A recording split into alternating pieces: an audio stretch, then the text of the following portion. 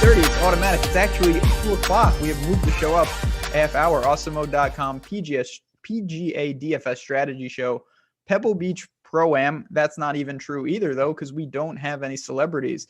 But you know what? We've got a golf tournament. Myself, Ben Raza, here with Fantasy Golf Man Tim Frank. I hate this tournament. I guess I hate it a little less now that there's no your boy Ray Romano and co. But we are at Pebble Beach. Tim, what do you make of what we got in front of us this week? The players don't even want to play here. The players don't even like this event as everybody's withdrawing.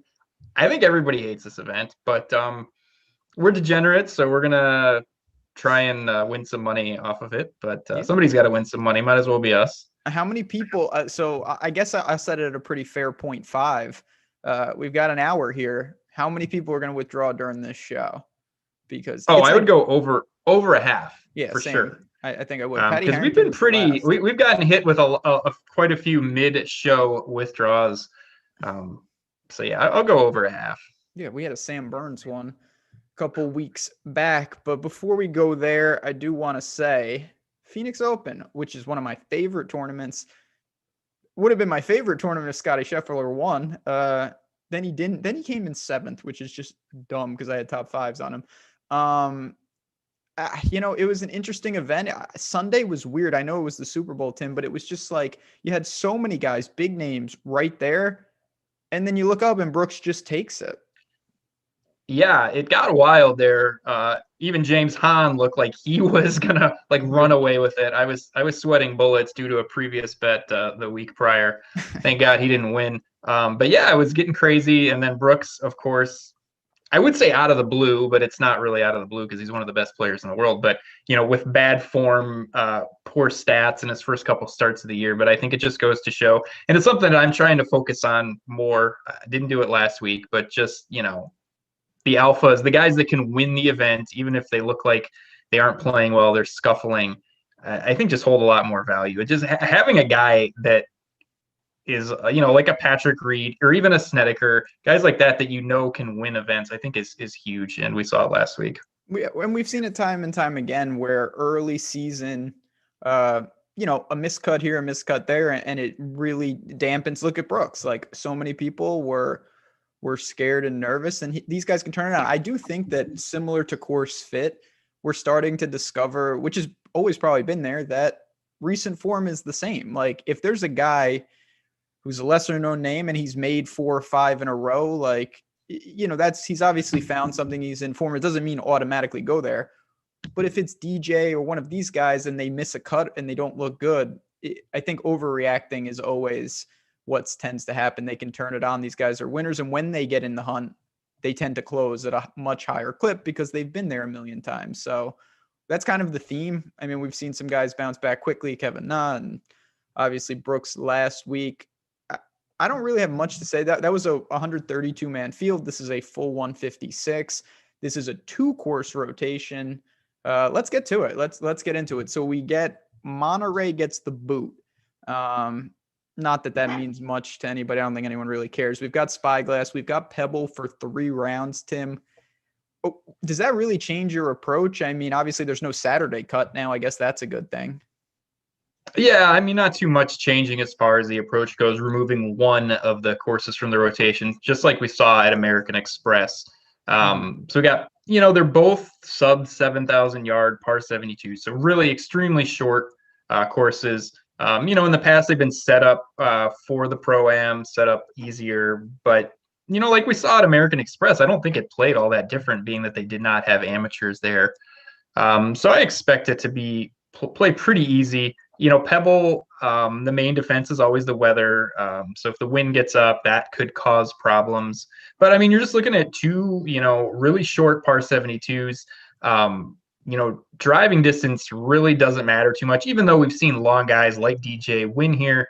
He's the best in the world, and I think that's why he's won here and had such a great record here. But, I mean, if you look back, I mean, there's been some serious long shot winners coming out of the clouds, some really old guys. So we had Nick Taylor, Phil, Ted Potter Jr., Spieth, Vaughn Taylor. I mean, even going back to guys like DA Points. I mean, there's been some really, really like off the wall winners and a lot of like kind of old grinders. Um, I'm not sure what to attribute that to, but that's just kind of been like the type of player that's had success here. But not a lot of off the tee.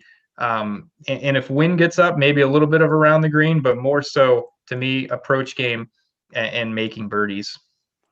Yeah, I mean, these courses, you can see it on paper. If it's not windy, they will tear it apart. And we see this with Pebble all the time. Like Pebble, it reminds me of the Euro Tour. A lot of times, particularly with the Open, you look at these, like St. Andrews in these courses. If there's no wind when you watch it, you're just like, what is this? These guys will absolutely tear it apart. It's not long enough.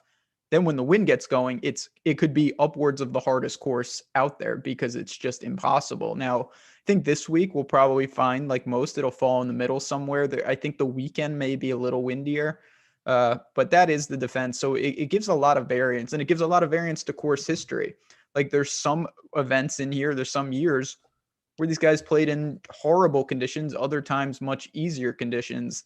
I think that lends itself to more experience. I think it lends itself to more technical golf. I mean, Ted Potter Jr. I don't know what to make of some of these guys. But I don't know if it's the courses. I don't know if it's kind of navigating the Pro-Am, which we don't have to worry about. But yeah, that too. Yeah, a lot of weird winners, a lot of old guys winning here.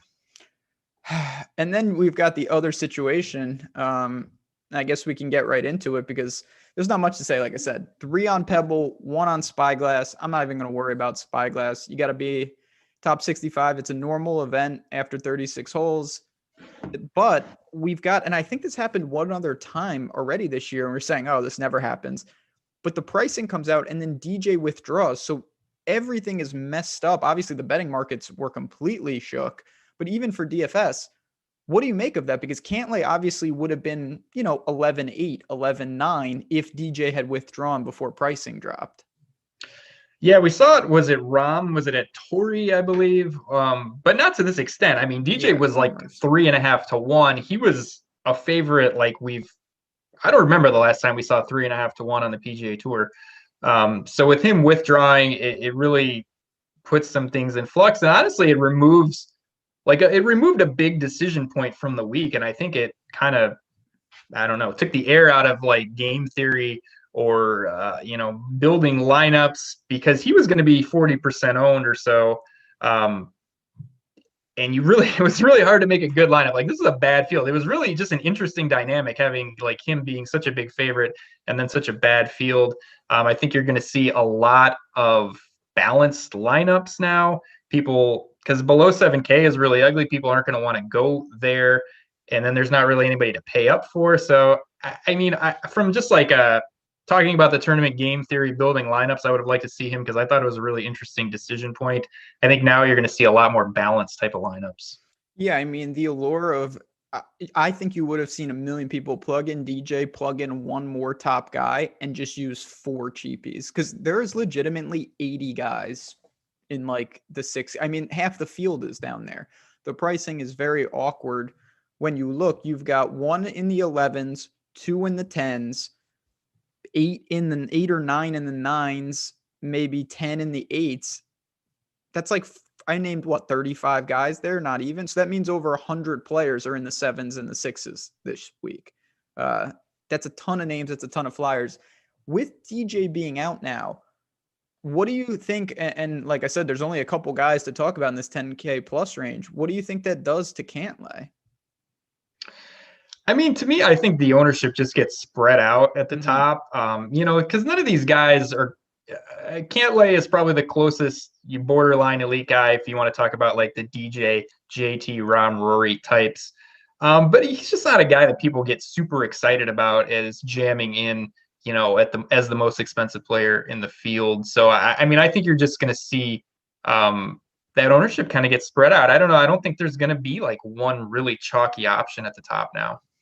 Doesn't seem that way. And I guess for me, I feel pretty comfortable going to Cantlay. Obviously, he's a tournament favorite now. He never, famous last words, but he rarely misses a cut. He's missed 1 cut since March 2020. Runner-up at the Amex. Guy just brings it. The win equity is not as high as I would love it for like a top end guy, but it's also relative to the field. I mean, look who's with them. You've got Paul Casey is next in the pricing, $900 difference. And then Berger, who was terrible last week. I mean, what do you do? Do you really go balance? I mean, obviously, this is an easy case to make that you don't want any of these guys and you want to save the salary. Yeah, I mean, at the top for me, I would prefer Cantlay, play great at American Express, runner up there, gave 5.2 with the ball striking. And like you said, just super consistent.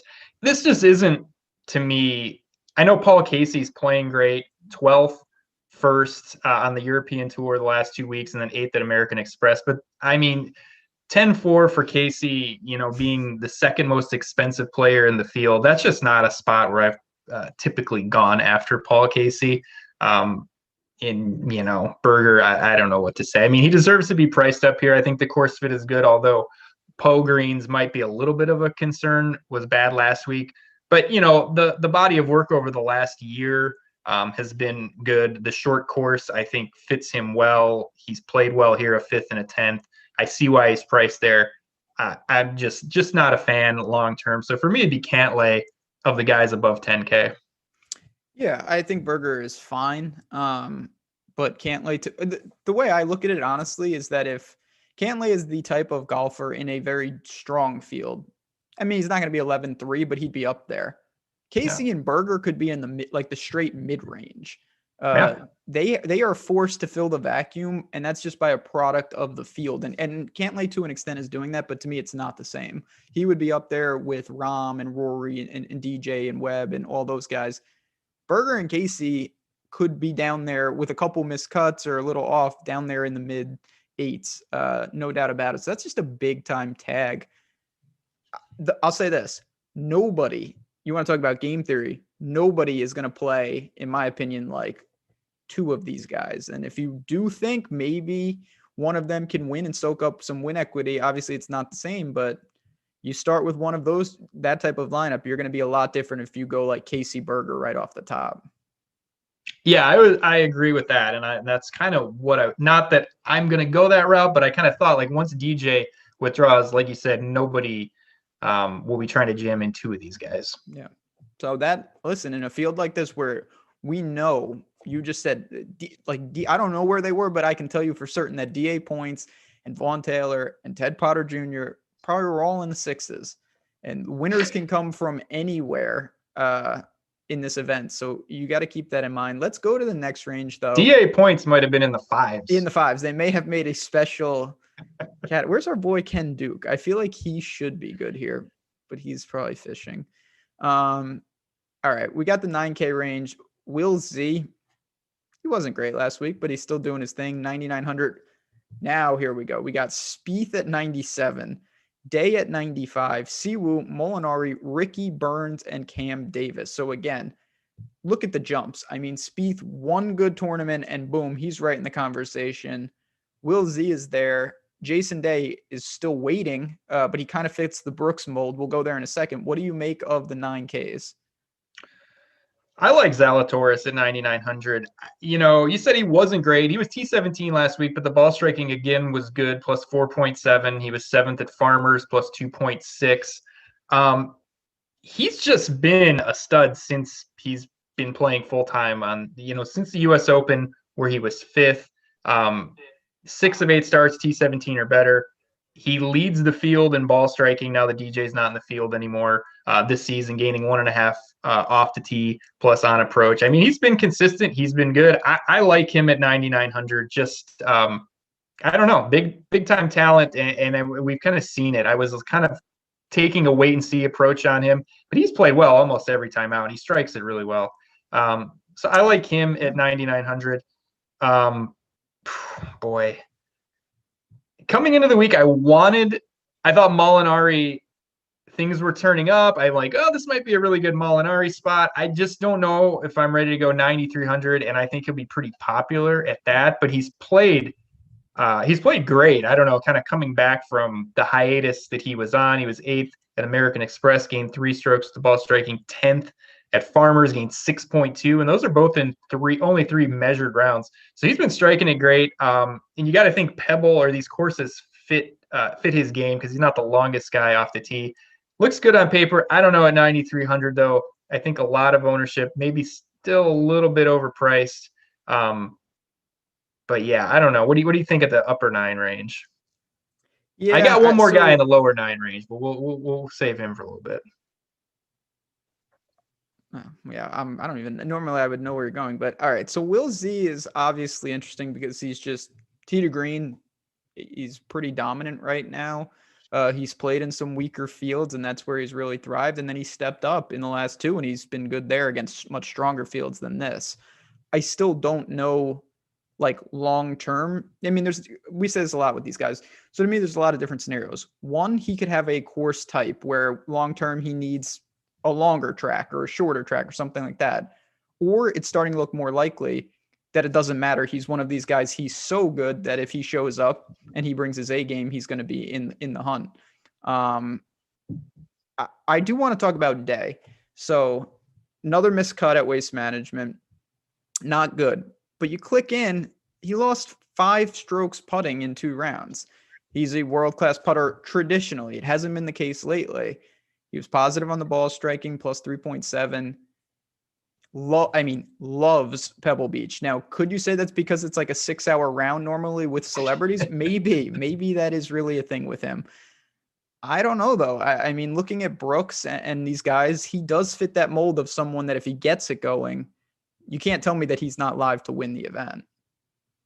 Yeah, and the miscut last week looks a lot better. Like you said, if you look at the numbers kind of behind what was going on, positive ball striking, the approach game was good, which with him, that's kind of always the concern. Like we know he's long off the tee.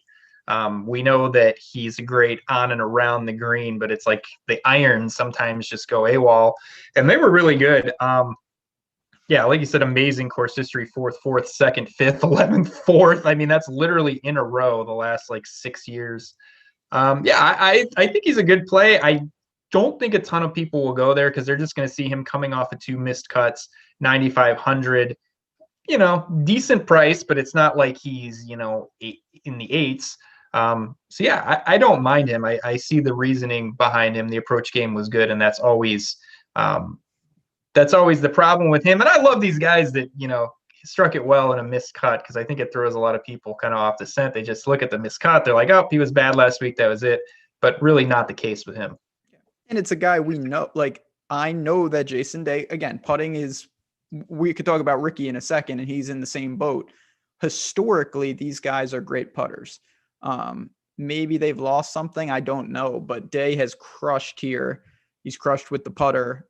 I mean, what more could you ask for? What do you make, before we get to your guy in the lower 9s, what do you make of Spieth? Because obviously he's going to be in the conversation now.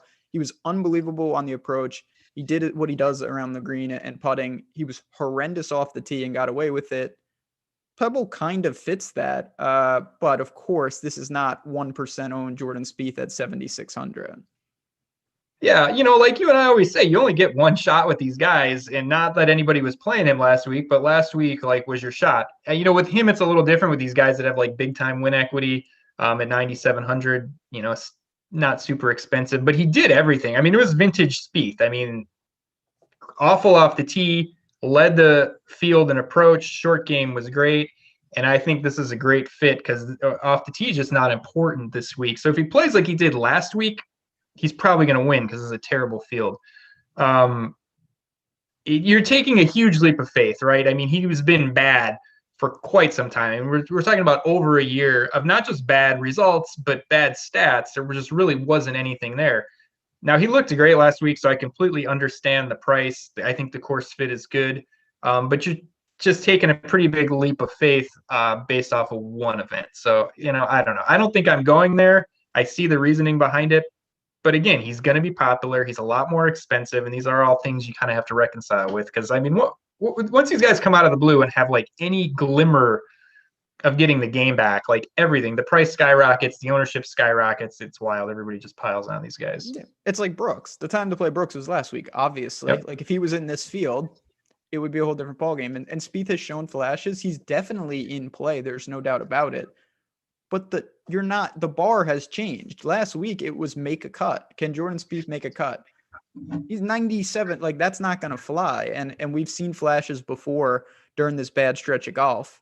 So I would rather play day, honestly, especially if I'm getting an ownership discount. Who is this guy in the lower nines? Is it Ricky or is it Cam Davis? It's Cam Davis. Okay. I mean, just absolute ball striking bonanza the last three events. Like, just putting up some numbers that, I mean, you usually only see out of like elite players.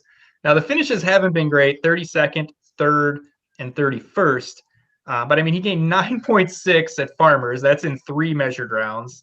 6 at Amex. That's in 3 measured rounds. 5.5 at Sony. I think the price is decent at 9K. The thing that I like about him, then, and we've said a lot about him, is he's still a super young guy, and we're not really sure like where he's going to end up in the grand scheme of things.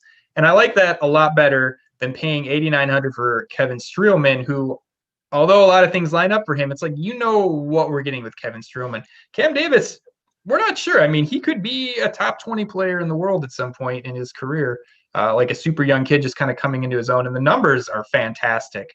So I'm a little more apt to just go with a guy like him that has more unknowns, but maybe we're getting just a better quality player than some of these old veterans, even though I know I said guys like DA points and whatnot have won here, but I just can't ignore these off the tee and approach numbers for Davis.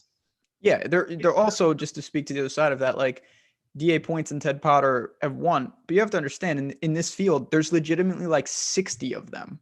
Like, one of them is going to play good, but the other 40, 50 guys probably not going to play well. Cam Davis, the other part of what you're saying, we don't know exactly what type of course maybe is his best course. Like, in theory, I don't think Pebble is it, but then I look, I don't know, OHL, not bad. Puerto Rico, maybe that speaks to the field strength more than the layout, but time will tell. So I totally get it. Last guy before we go into the eights, I mean, it's the same story. Ricky, he was in the water, lost 4 strokes putting, gained 1.5 on the approach. Is it doing anything, or is it just fluttering? I mean, I really liked him last week. I thought things were trending in the right direction. The numbers were good off the tee and approach were good. The course history was great. He took a big step back. The numbers don't look as good. The missed cut hasn't really played here too much. So for me, it's a pass. I was really high on him last week, and it was disappointing. And it's tough, though. It's tough when you see a guy like Brooks do what he did last week, or even a guy like Spieth do what he did last week. It kind of makes you want to hang on to these guys and keep buying in. But yeah, I don't think he's for me this week. Yeah, I mean, I don't, obviously it's disappointing, but then I also still look at what made Ricky, at one point pretty good to great. And it was the putter. Since Waste Management last year, he has not gained more than 2.8 strokes putting in any event. Like, for a guy who leaned on that, that's just not going to work. He needs 6, 7, 8 strokes putting occasionally, and that's where you're going to get that big upside. So if he's going to lose 4 strokes putting, he's not going to be good. I do think, though, that I want to see what happens in an event where he gets the putter going. That's my one thing. Do I think it's here? I have no idea. Ownership will tell the tale. I'm not completely ruling him out. Would rather have Day, would rather have Molinari, would rather have Cam Davis. I am with you. Okay. Sad. I wouldn't rather have Martin Trainer, though. All right. We got some free premium content today. NBA player rankings, NHL top stacks, a lot going on. And if you have not, 2 things. One, if you haven't hit the like button, let's do that. We are marching towards 51,000 subscribers. We're racking them up. That's because of you guys, and we appreciate it. We want to build the channel, want to build the community, want to help you guys out. We also have a new NBA show that is starting every day, an hour before the deeper dive. I'll be on it some days. We got a rotating cast. Great stuff. Getting a little gambling in there, a little sports betting in terms of player props, things like that, and also how it affects your DFS line. So make sure to go give that show some love, particularly when I'm on it. All right, let's get to the 8K range. Again, it's not that many guys. Streelman, Homa, Norlander. I mean, look at this range, all the way down to James Hahn. Obviously, for me, Max Homa is going to be the guy again. I'm just going to keep playing him. Wasn't great last week, but he gained 6 strokes on the approach. He did nothing else good. That's good enough for me. But what a drop off right off the bat here. Yeah, I'm just going to preface the entire 8K and 7K range with this. They all feel overpriced. All of these guys, when I looked, I'm like, oh, how about this guy? Oh, man. Oh, how about this guy? Like, they just all feel overpriced. But, that's just what we're dealing with a weak field.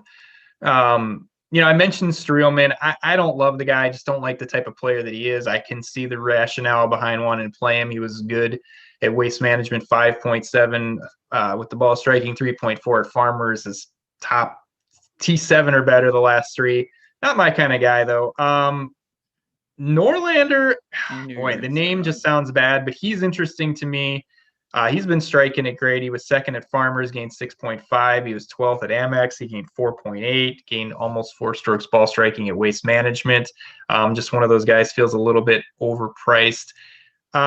I guess maybe for me, out of this mid to upper 8K range, it'd be Brendan Steele at 8,400. Really kind of turned it around, ended the fall series pretty poorly, but was 4th at Sony, gained almost 4 strokes at the ball striking. 21st at Amex, gained almost 6, and then he was 30th last week, gained almost 6 again. So 3 really good finishes for him to start the season. Off the tee and on approach looks solid. He's probably the name and price that I can stomach the most out of this range because it's pretty ugly. Yeah, I mean, he can't putt. He's one of those guys, but that's not important though. It's not important. It's only important to the results, which is Winston. It's all about the street cred on this show. All right. I think I have vowed off ever playing him again. So I don't know exactly what I'm going to do, but man, if we want to talk about Jason Day's course history, and it is absurd, how about 3rd, 1st, and 2nd in the last 3 years, with another runner-up finish in 2016. So basically 4 out of the last 5 years, this guy has been T3 or better, including a win. It's Phil Mickelson. I mean, if there was a spot to play him, it would be here. The problem is everyone else realizes that too. And I'd rather play him at like 0.1% randomly than like 10% here. Yeah, it's always tough when like the main reason to play a guy is course history, because he just hasn't shown much outside of that. Recently played, Saudi Arabia last week, was 53rd at Farmers, missed the cut at Amex. That's a tough one. I mean, I can see why he plays well here for the same reasons why Day and Spieth. I mean, spraying it off the tee is not a problem. Recovery, short game, putting, all that is a lot more important. So I see why he's owned this place, but that's just a tough one for me at 8,600. But name value, like when you're talking about Cameron Tringali and Henrik Norlander, it feels a lot better to click an actual real golfer like Phil Mickelson. So what do you make of Noren then? Is he is he even a real golfer at this point? Boy, it's really he's the tricky one for me. As you know, I used to be extremely high on Noren. Kind of went on a tear on the European Tour, won like 5 events in a fairly short span. Came over here, almost won a couple events, but we really just haven't seen that out of him. If the conditions are poor, I don't mind him. I think he fits in like the Shane Lowry, Brendan Grace type of mold. I wouldn't mind that, but I think for me it would be Steele. That's fair. I think Noren is a great guy because he fits builds that are awkward. There are types of builds with Day and Spieth and guys like that you can kind of navigate where it's like weak off the tee, very good around the green. I build like that sometimes. Not going to be a main guy, but he does fit that. Last guy, and this guy's just kind of doing his thing, going along, making cuts, is Matt Jones. Just tee to green is solid. It's not going to blow you away. Nothing, when you look at him, nothing blows you away. But in this field, that's kind of refreshing. He's made the cut a bunch here. Everything kind of just checks out. Price is fair considering what we're up against. I have no problem going to Matt Jones this week. Yeah, I actually really like him. I mean, a lot of things are working kind of in his favor. If you look at the results, they're decent. If you look at the stats, they're decent. If you look at the course history, it's decent. He's gained 4 strokes, 2.4, 1.5, 2.8, So that's his 4 starts. So at least 1.5 strokes ball striking in all 4 starts this year. Going back to the Sony, he was 11th, 21st, 48th, 30th. Decent finishes. He's got 5 finishes, a T15 or better here since 2010. So it all just kind of lines up. Nothing's wowing you, but I like it because you're not going to find. He's played all 4 events this year, and he's played well in all 4. He struck it well in all 4, and I like him. He kind of stuck out for me at 8K. Yeah, and listen, again, when I know you just rattled off about 4 metrics and you said decent after every one. If you can find decent, that's a win in this field. Like, this is a whole different expectations. You're not going to find guys that have, amazing course history and amazing recent form, and they're also really good. If you did, they would be 11,000. This is just what we have to deal with. Anybody else in the 8s, Neesmith, Harmon, to me, these guys are whatever, probably towards the back of the pack. Yeah, I mean, Neesmith again put together another, good ball striking event. He was 7th, so kind of back to back, decent on approach and off the tee. But I don't know. Him at 8K, I would play Matt Jones over him. Same. And Harmon, he made another cut, but he gained 5.5 strokes putting. He is a good putter, but that's where I go back to Ricky. Like, if Ricky gained 5.5 strokes putting last week, well, he would have been way up there, as would basically anyone, except the real egregious players. All right. Now we're starting to open it up. The 7K range. It's not a range. I don't know what it is. It's, 30, 40 guys here. So we'll start at the top. A lot of withdrawals in here. Wyndham Clark is withdrawn. KH Lee is withdrawn. Kuchar is withdrawn. Several probably other guys that I didn't even know were in the field. But you've got Kirk. You've got Knox. You've got Sneds. HV3 showed life. RCB, I don't know where he's been. Has he been in Europe? I honestly don't know. What do you make of these guys? These are the type of players that, to me, they could have been 9K with just a little better uptick in form. Yeah, I liked Kirk last week. Didn't play well. I wouldn't mind going back to him at 7,900. He's shown some signs of life, and the ball striking has really turned around. Don't love him. RCB is interesting. He's been playing on the European Tour, 33rd, 35th, and 4th in those 3 starts in the kind of mid-east swing of the European Tour. So I don't think, that's not bad. He feels like a better player at 7,700 than some of these guys down here. There's not a lot to like. So for me, I'm just gonna kind of lean on some of these young guys with upside that are still unknowns. Maverick McNeely, Doug Gim, guys like that. I'll just prefer to take shots with those guys and hope we kind of get like a boom week out of some of these boom or bust guys. Because boy, it's bad. A lot of just kind of like we said with Matt Jones. He seemed like one of the few guys in this field that had good finishes, course history, stats. He gets down here, you're just not going to find one guy. The guys are going to have kind of glaring holes, even though there are some recognizable names. I just didn't see a lot that really attracted me to one certain guy, at least in the upper 7 range. Yeah, upper 7s is not great. Like, Sneds is notorious that he can turn it on and get crazy hot. He is playing terrible. Like, he made a cut. We gained 5 strokes putting in that event. I'm not really looking to do that. Honestly, I think Russell Knox is fine. He's not doing anything spectacular. He made a cut last week, but the stats were a little odd. He actually lost on the approach. That's been the one stable thing, and he gained off the tee. I kind of like that. Maybe ups the variance a little bit. The putter was cold, as it normally is. Fine track record here.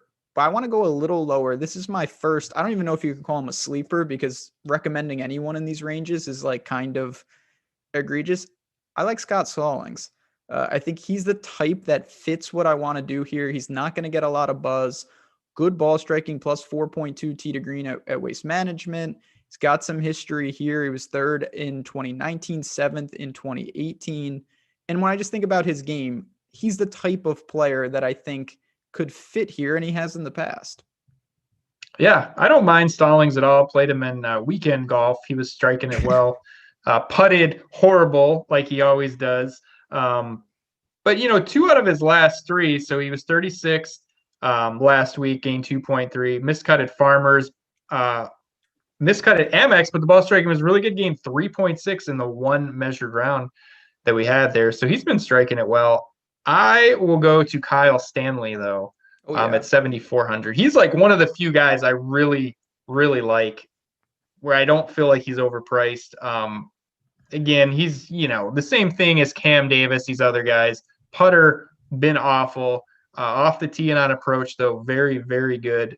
5.7 at Waste Management, 5.8 at Farmers, 2.9 at American Express. He was 36th, 18th, 32nd. Just striping it for 7,400. I like it. I've been playing him, not going to stop now. Kyle Stanley is finding something. And this is where it gets a little weird with these prices. To me, Kyle Stanley is in the mid sevens at like Memorial, at those type of things. And now he's in the mid sevens here, whereas some other guys have gotten a big boost.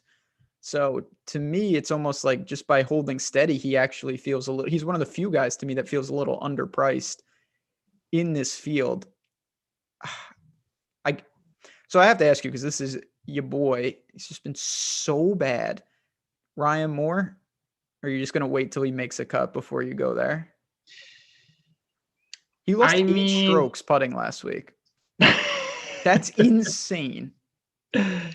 Theoretically, should be a good course fit for him. Short course, easy course. I wouldn't mind taking a shot. I guess maybe I would take a shot with Adam Long, who has not been good either, but we've seen good golf out of Adam Long a lot more recently than we have out of Ryan Moore, and I don't think anybody's going to play either of those guys. So if I was going to take a flyer, it'd be Long.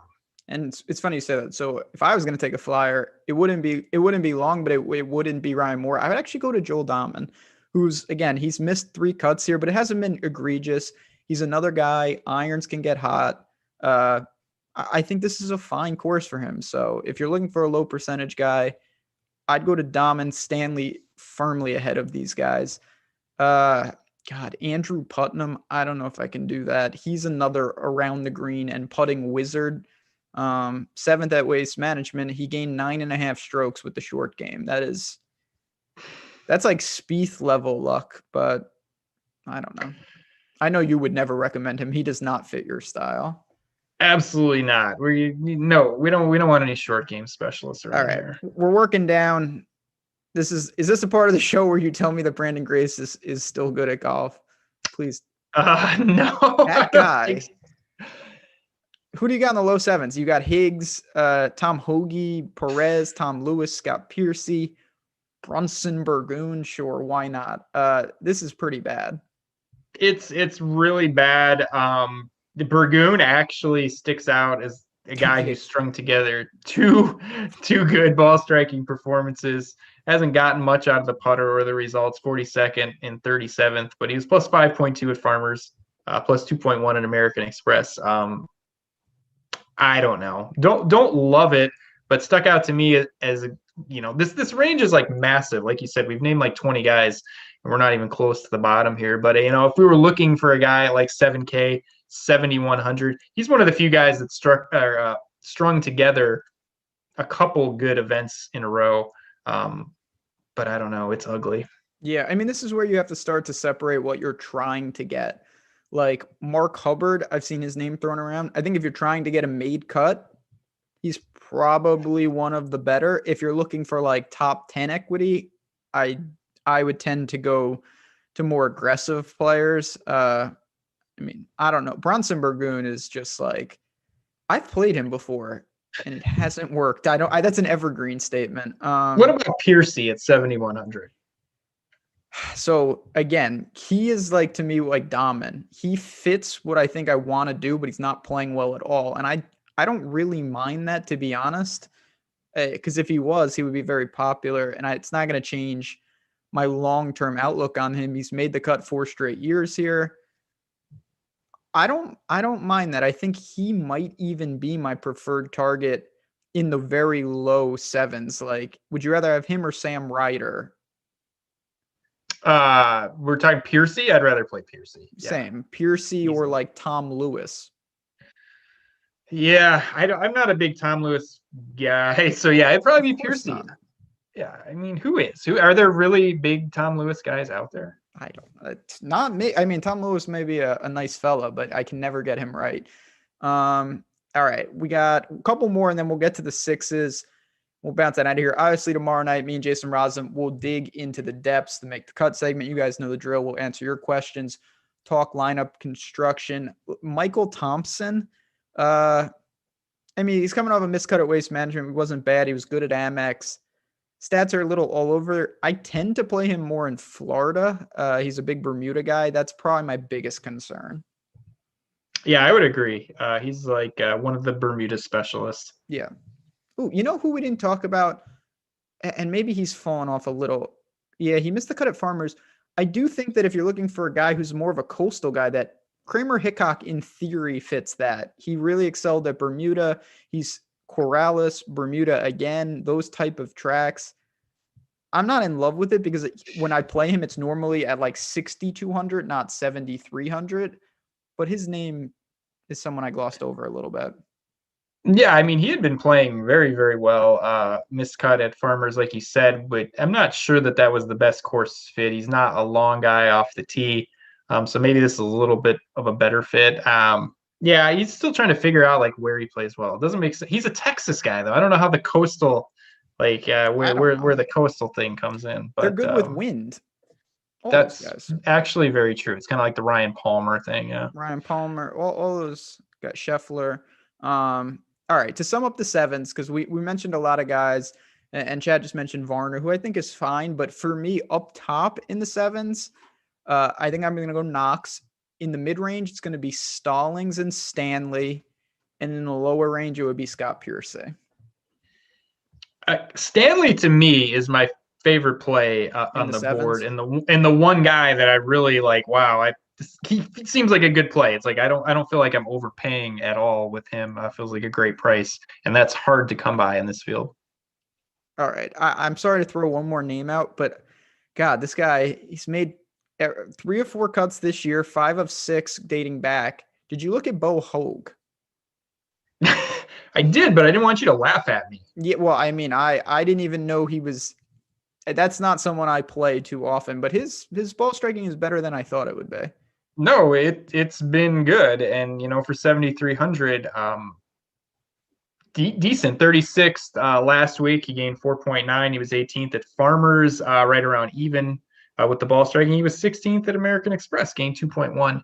This is tough. I struggle a little bit in fields like this, and we've talked about this before. And it's like, am I going to chase stats on not necessarily unknown players, but kind of low quality players? Do I want to chase the stats with these guys or play a guy like Scott Piercy? And I think it's easier kind of like when you're talking things through to say, oh yeah, we like Bo Hoag because this, that, and the other. But in reality, I honestly think that a guy like Piercy is just a better play. I like taking shots with guys. If we're talking Gim, McNeely, that we feel like have like a lot of upside and a lot of potential that they haven't tapped into yet. A guy like Bo Hoag, Bronson Burgoon. It's like, I don't know. What are we really doing with these guys?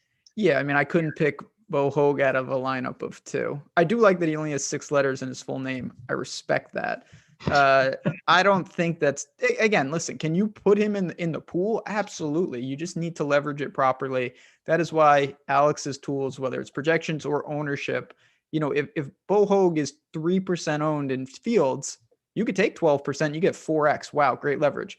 You don't need 60% Bo Hoag. That's a little much. That speaks to the importance of those tools. Why we recommend you should get inside the ropes, help out, join Slack. A lot of good things here. But all right, let's get to the cheapies. Let's get to the 6K range. There's legitimately 80 guys. You could play a variety of these guys. Is there something that you're going to look for down here? Do you have a theme, or are you just going to kind of try to sort through and pick out the few guys that maybe have that upside? Yeah, I don't really want to get too invested in any of these guys because there's not anybody down here that I think like this is really the guy that we want to go with. So maybe take sprinkles of a little bit of everything because I don't have a lot of confidence in anybody down here. Boy, it's like, so Kevin Chappell, he fits into the Piercy Hoffman kind of mold. We just really don't know what's going on with him. But, if you just like want to take a complete flyer on a guy, with some upside, I wouldn't mind going there. Roger Sloan fits into like the Bo Hogue bucket of guys we have no clue who they are, but if we look at the stats, they're kind of okay. Gained almost 3 strokes ball striking at Farmers, gained over 3 strokes ball striking at Amex, but it's like completely creative player. Afa Barnrat, I think he could be like a complete flyer in a weak field. I remember the last time, at least last time I remember him playing well was at Bermuda. And I kept thinking, like, why did we not just play this guy who we've seen completely erratic, kind of have no clue what we're getting out of him, but he flashes here and there in really stronger fields, a lot stronger fields than this. So as a complete flyer, a guy that I don't think anyone's going to play, but has had upside in a lot bigger events than this for years and years and years, I wouldn't mind taking a complete shot with him. Yeah, I mean, he definitely. So I guess what you're really, to me, what you're weighing here, you have two types of players. You've got some somewhat decent names that have a resume that are playing horribly, and then you have guys that literally barely play on the tour that are playing, I think, a little better. Like, would you rather play, say CT Pan? Here's an example. CT Pan's played in majors. He's got some experience. He's a winner on tour. He's missed 3 cuts to start 2021. Right next to him is Chase Seifert. He's done not a lot on tour, but he's playing a little better. You know what I mean? He's shown some form. He was 12th at Amex. I don't know exactly what his game is, to be honest. It looks like he's a decent iron player, but who knows? Like, where do you fall on that line? I know it's a case-by-case basis, but are you more apt to say, all right, this guy's up and coming and he's making more cuts, like a Nick Hardy from last week, or Kevin Chappell's, he's not a world-class player, but when he was healthy, he's obviously a lot better than those guys. Yeah, I mean, I think a lot of it depends on like what my opinion is on this unknown player. For me, I would probably lean towards the guys like CT Pan, who we know that if he plays well, he can win this event. I don't know if Chase Seifert plays well, like where he ends up. I mean, I'll kind of side with the guys who, if we get their, top 1% or whatever it is, top 5%, that's going to be a win, or like right in the mix of a win. It's like, it's hard. And I find myself playing guys like this all the time, like the Adam Schenk type of guys, where their good finish for them really isn't helping you as much as you would like. So I think we kind of can overpay for consistency and stats, and when really we should be looking for a little bit more of the boomer bust type of guys. And that's where that kind of ties into what you've been saying. Like, yes, I think that someone like Schenk, Bramlett is down here. Guys like that, Chase Seifert, I honestly think they're more likely to make the cut, but they're far less likely to give you a random 1%, top 5. Like Brian Gay, I don't think he's going to make the cut. Nothing tells me he is. But if Brian Gay came out of nowhere and gained 9 strokes putting, as he's done several times en route to a random win, he won at Bermuda, he's won at Mayakoba, like, I would be stunned, but I wouldn't be stunned that it was him. You know what I mean? Like, he's the type of player, it miscuts all over the place, but when he gets going, he really gets going. Yeah, I think we're on the same page. I've tried to cut out the playing just some of these middling guys because they've strung together 3 top 30s with slightly above average ball striking. I think you can talk yourself into those guys because there's more of a reason, rather than just saying, I'm going to take a shot with Kevin Chappell or Brian Gay. But in reality, if those guys are playing well, they're going to outperform your Adam Shanks and Chase Seifert types. Yeah. There's a lot of names down here. Like, I'll be honest, I looked at Duffner, didn't really like it. I looked at, like Ogletree, not going to be there. Ventura, no. What about your boy, Grayson Murray? Cut maker, the birdie maker, still lost strokes. This is a bad course for him, but I don't know.